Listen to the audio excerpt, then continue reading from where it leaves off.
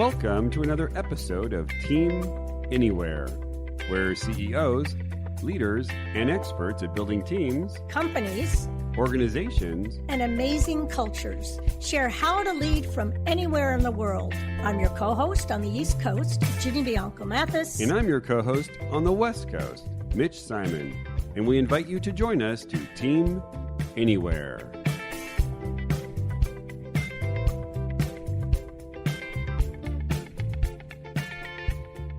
Hello and welcome to another episode of Team Anywhere. I'm your co-host on the West Coast, Mitch Simon. And on the East Coast, our amazing co-host, Dr. Virginia Bianco Mathis. So, Ginny, why don't you introduce our amazing guest today? Yes, Mitch. Today we have Nancy Murphy. She's the founder and president of CSR Communications and creator of Intrapreneurs Influence Lab. Her passion is teaching leaders how to make organizational change stick.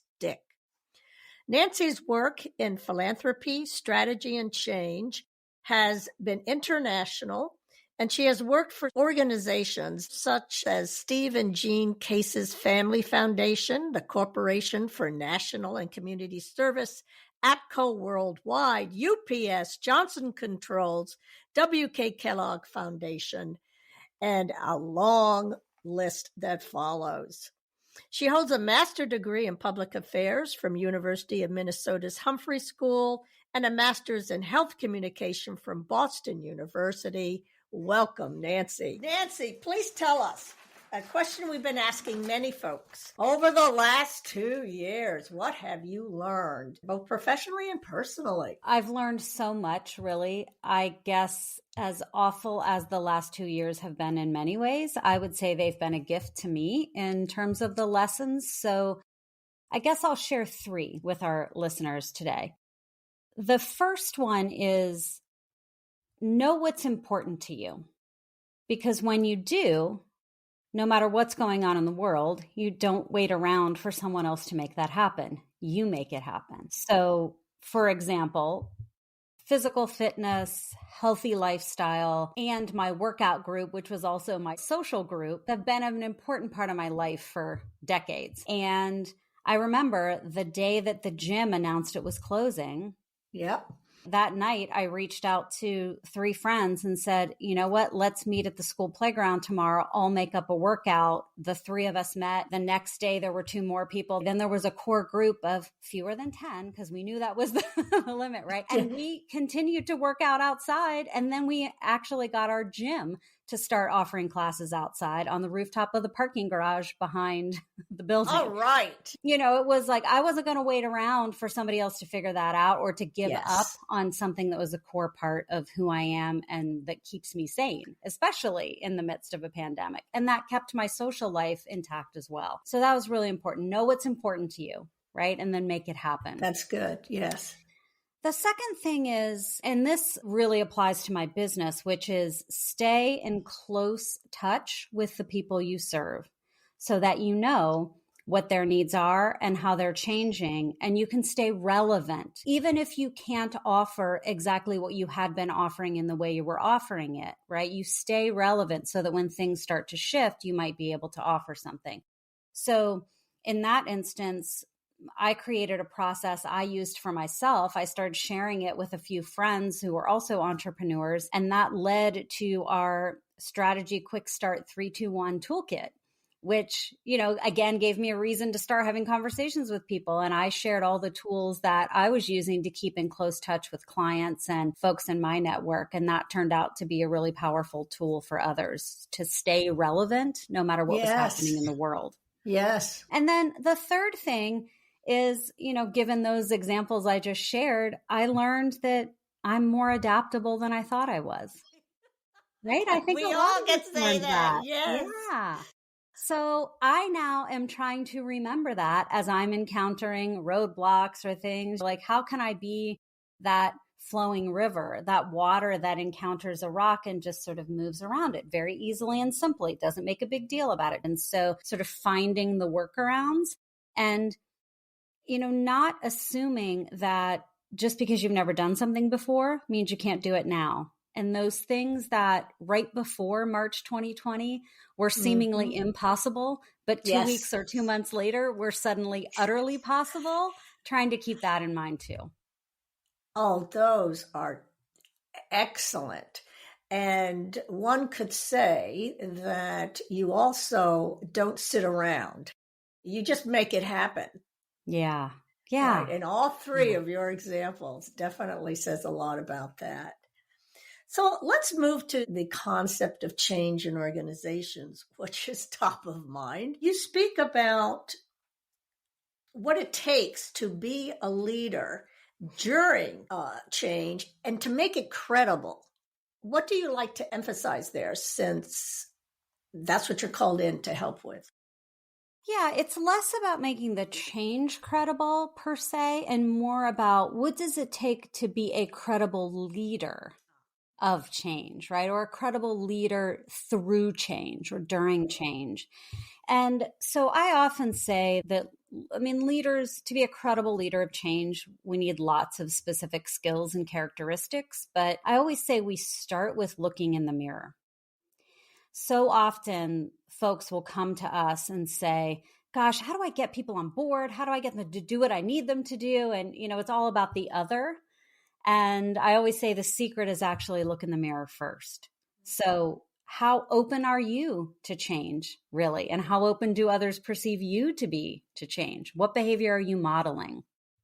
And then we talk about 3 specific characteristics. So one is the experimenter's mindset.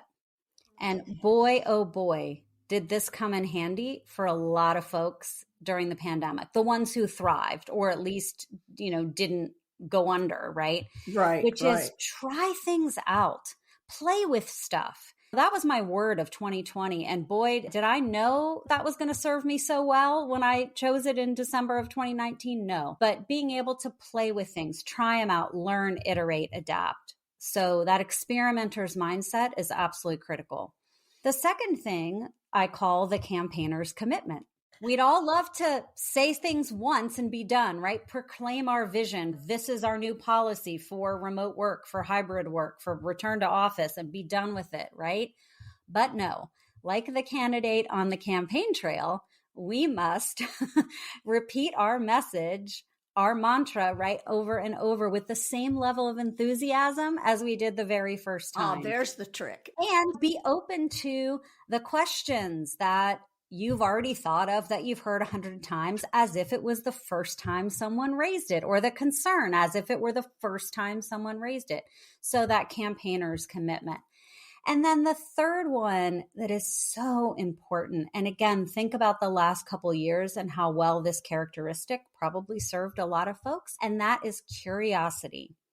Get curious, not furious. What's going on behind or beneath that resistance? What can I learn from that? What am I missing here? Where are my blind spots? So curiosity is a real gift and a real characteristic of credible leaders of change.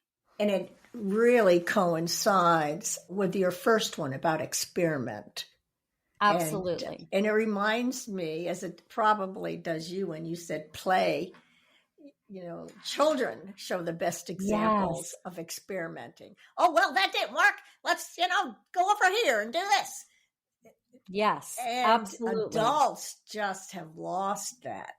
We get so obsessed with what didn't work and where we failed or what we lost, as opposed to, what did I learn from that? Oh, let me tweak this based on that and move forward and try it again, right? Yes. These are amazing examples. And I'm just wondering, how do you help people make the shift? I was on a call yesterday with a client and I said, you need to share your vision every day, every week.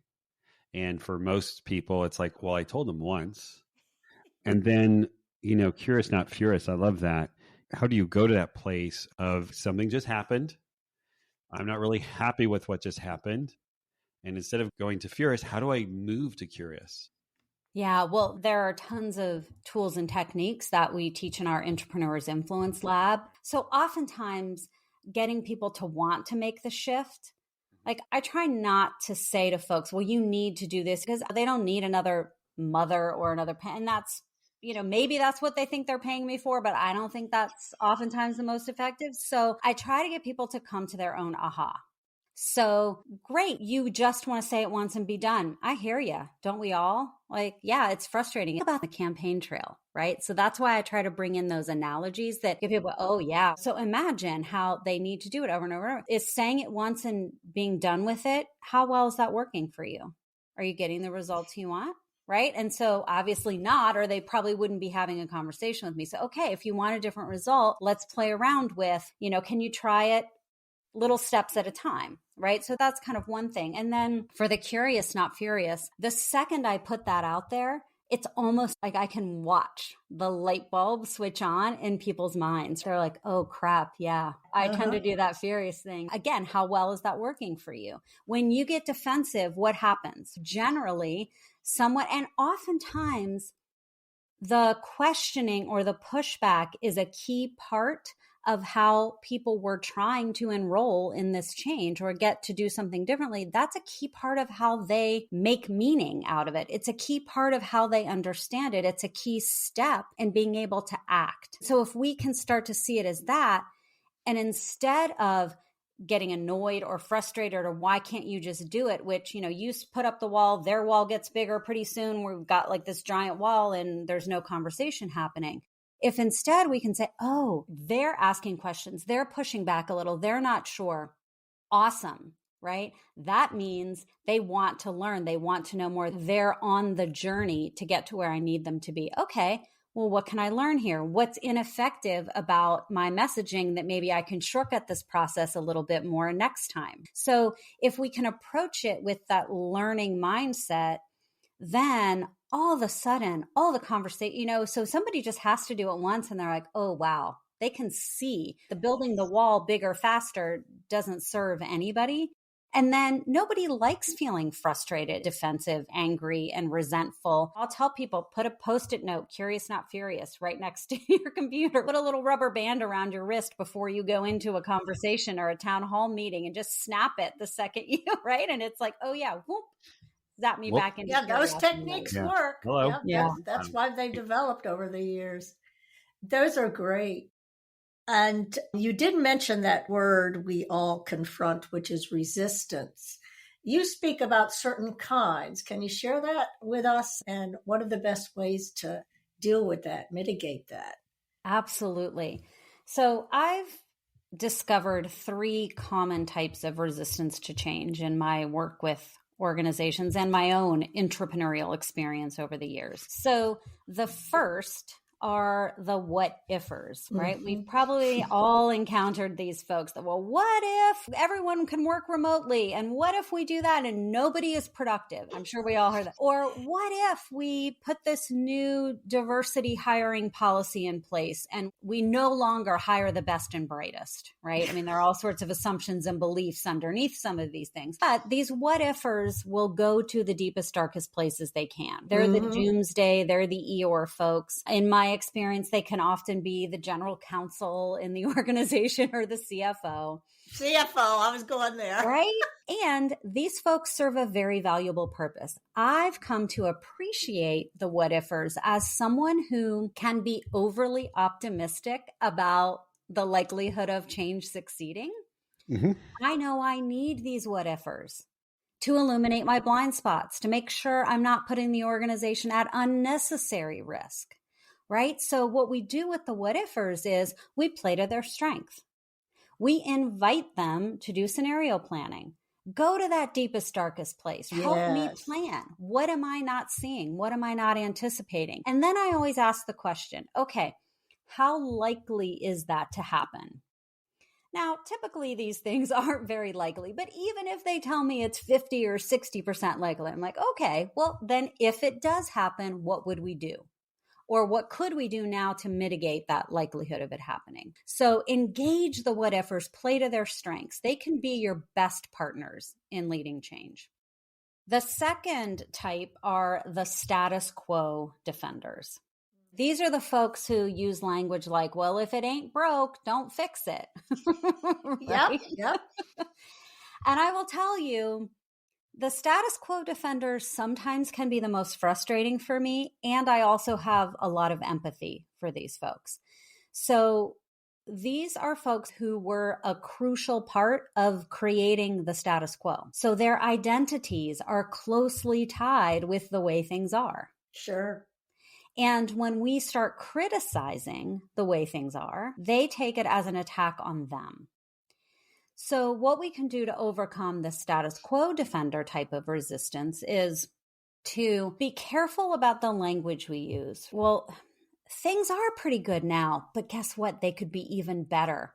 Or you know what? This policy, this protocol, this way of working, this initiative, this program, the culture we've built, these things have served us so well up to this point. But gosh, the world has changed. It's changing so fast. It's going to continue to change. Do we want this organization to survive, thrive, and continue to put good out in the world? Absolutely, right? So we need to thank Marie Kondo, our organizations, thank those status quo defenders for everything they've given us up to this point. And then with some clear parameters and guidelines, you can invite them to do kind of a scan and assessment of the current culture, the current processes, the current ways of working, the current programs and initiatives, and say, as we move forward with this change, what should we preserve and protect? Yes. What will continue to serve us well? Let's make sure we don't throw too much out or change too much. So those are the status quo defenders. The third type of resistance to change are the yes-no people. Now, these are the folks who sit in our office or in our town hall meeting and they're like shaking their heads and they're telling you, oh, I'm on board, like sign me up. And then they walk out the door and they do the exact opposite. And these folks are so frustrating because you think they're with you, right? You think they're going to do one thing, they do the other. And so for these folks, there are actually 4 subtypes. I won't go into them all, but we want to distinguish. This is where the get curious, not furious can be really helpful. We want to learn, is this yes-noism due to a lack of will or a lack of way? So if it's a lack of will, like the stallers, we call them, these are the folks who, I've been in this organization long before you arrived. I'm going to be here long after you leave. I'm just going to wait you out. I'm going to drag my feet. You're going to get frustrated and give up on this crazy idea. Or you're going to get so annoyed, you're going to walk out the door entirely. I get to go back to doing things the way I've done, right? So I'm going to say yes, but then I'm just going to make it so slow, my action, that nothing happens. If it's a lack of way, it might be what we call the stragglers. And these are folks who might need some training, might need some skill building. They might really want to do what it is you've asked them to do or change or behave differently, but they don't know how. They don't know where to start. And so how do we create safe space for people to say, I need a little help here. I need some upskilling. I need some training, whatever. These folks oftentimes are experiencing the reason that we say change leaders need to operate more like Indiana Jones. Because as we've moved forward with change, we've left behind artifacts that tell us who and what we value, what matters, and how things really get done around here. And they often conflict with the change we want. And I can give you some examples of those if you'd like. But these artifacts send signals that are in conflict with what the leaders are saying. And so they start to erode trust. So people are like, I don't know, like, is Mitch really serious about this? I mean, what if this isn't really going to happen? I go to all this effort. And so they're sort of like, they're really struggling. All the processes, protocols, checklists, and things are designed for the old ways of working. So you're making it super hard for somebody to do the thing you want them to do. So they're really struggling. It's like too much friction. We have to go on a quest, on an archaeological dig to unearth those artifacts that might be creating unnecessary resistance, and then instead lay down some new ones that are aligned with the change we want. And I can see that also coincides with some of your work when you talk about the stickiness of change. Yes. You need to put in the sticky stuff to align with the change. So the checklists, the processes, and the technology have to be redone to create the stickiness for the very change. The Band-Aid approach, it doesn't work at all for the very things that you have been saying. Yeah, I can imagine that someone just heard you say the technology, and now people are freaking out. Oh my God, we got to, because technology. So let me just say along those lines, the proprietary excavation process that we use with our clients is very clear about, let's look at all the artifacts and which ones you have direct, indirect versus no control over, and which ones are the easiest to change and will have the greatest impact on reducing that friction and increasing the trust. So if technology isn't aligned, but my God, it's going to take 3 years and hundreds of thousands of dollars and even more pain and suffering, and it may not have that much impact, well, that's probably not one of the first things we're going to encourage you to address. So. Yes. I love that. I'm extrapolating from what you're saying. This is the kind of dialogue you get the folks, whether they're all in the room or spread around the world on Zoom. Absolutely. To have that discussion. Why isn't it sticking?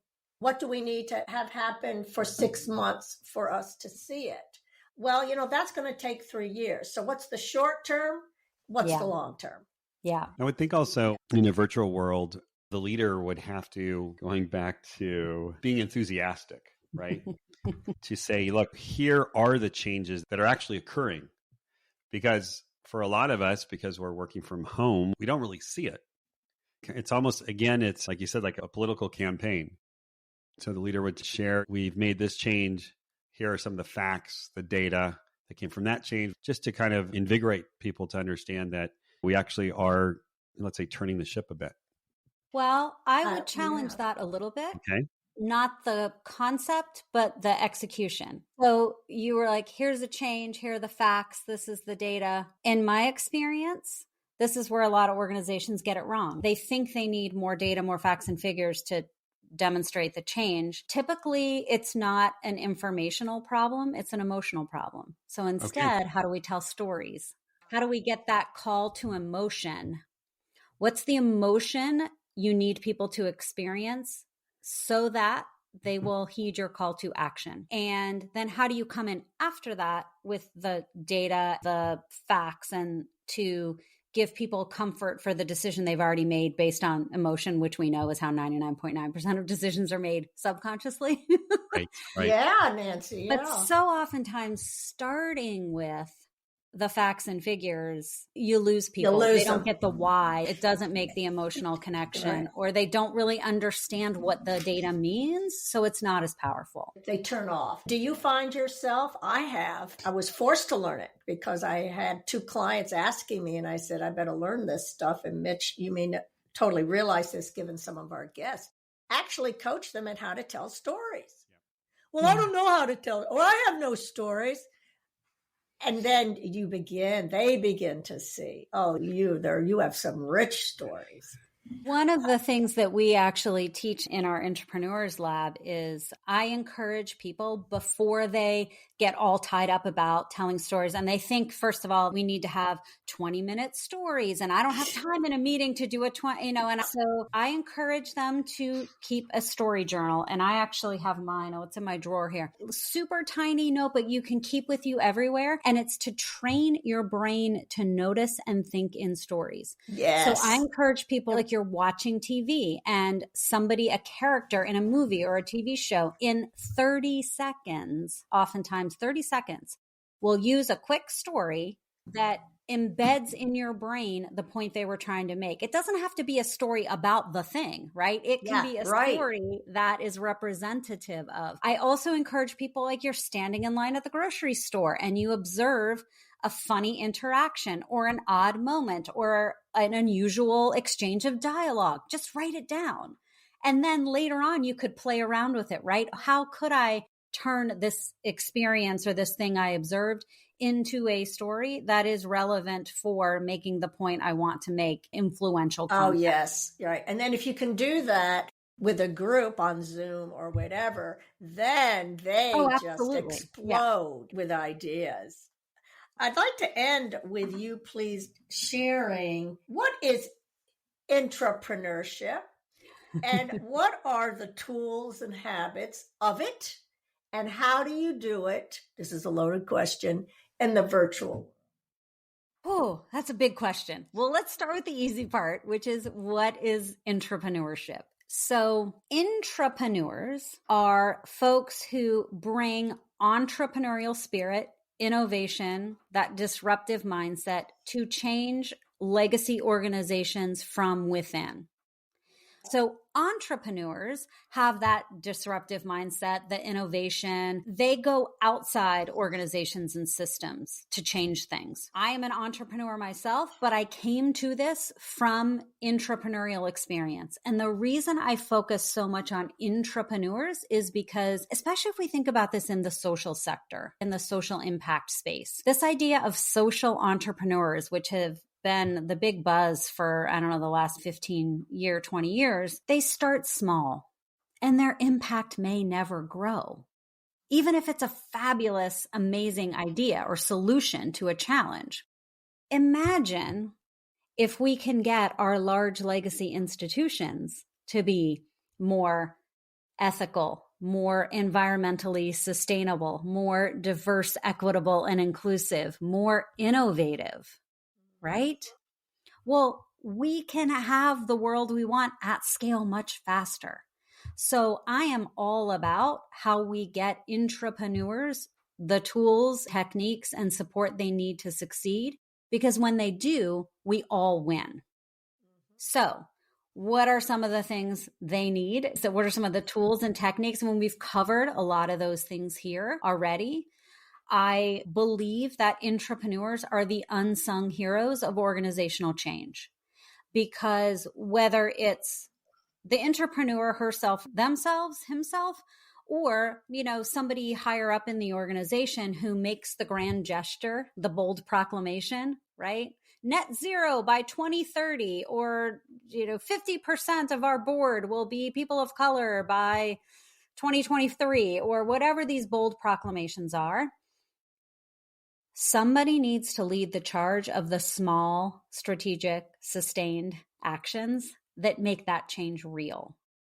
So intrapreneurs need the kinds of tips, techniques, and tools to show up day after day and oftentimes feel like they're beating their head against the wall and get up the next day and do it again. So some of that sort of self-care around some techniques to reduce the resistance, the frustration, the pushback that they're getting.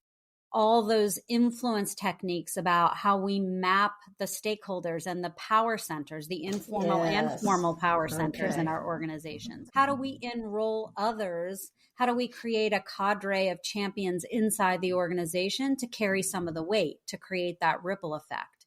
So these are all things that intrapreneurs need to succeed. I think the last one I'll say is just the commitment to the change they're leading.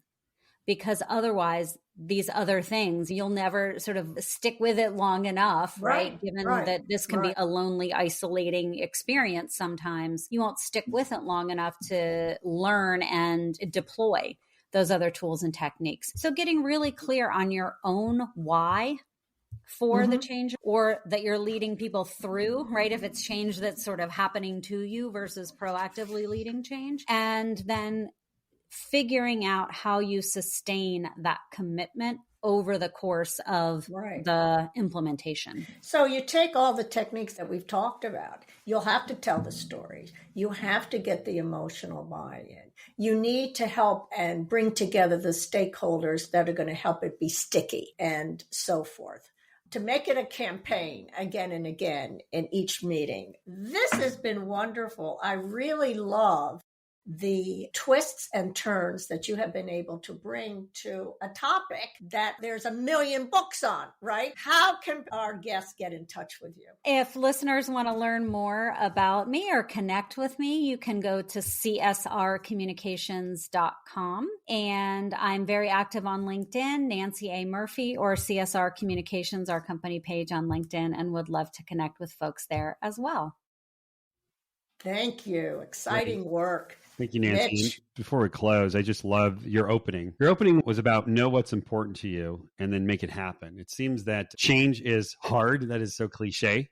Change is sometimes almost impossible. But I do think in the world we're living in, where you do need to extend yourself, you have to be, work with enthusiasm. I do think that the most important thing is to get really real with yourself, to understand what is truly important to you, because you're going to move people through very uncomfortable situations, and you're going to need to wake up every day and say, I know exactly why we're moving the ball forward, and we're going to get everyone on board. So I want to thank you for that. I want to thank you for joining us. I want to thank you, Ginny, for doing such a lovely job co-hosting. I want to thank our listeners. And if you've loved this episode like we have, please share this with your friends, colleagues, family. And we look forward to seeing you next time on our next episode of Team Anywhere.